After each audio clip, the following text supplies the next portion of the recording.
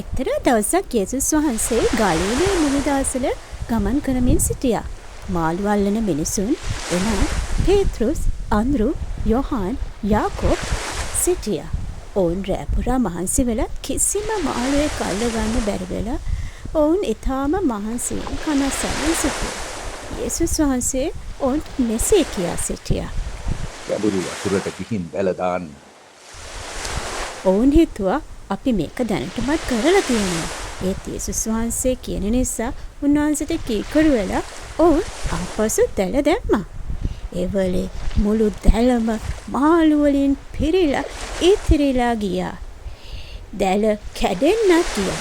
ඒ වෙලාවේ ඔවුන්ට තේරුණා යේසුස් වහන්සේ සාමාන්‍ය කෙනෙක් නෙමෙයි කියලා.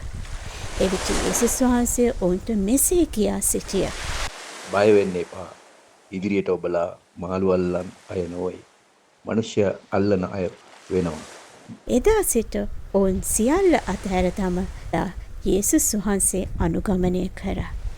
ඉතින් මේ අලංකාර කතාවෙන් අපිට ඉගෙන ගන්න තියෙන්නේ අපිට යේසුස් වහන්සේගේ වචනයෙන් කියන දේවල් අපි ඒ පේත්‍රුස්, ඇන්ද්‍රු, යොහාන්, යාකෝබ් වගේ උන්වහන්සේ කියන විට අපි කීකරු වෙන්න අවශ්‍යයි.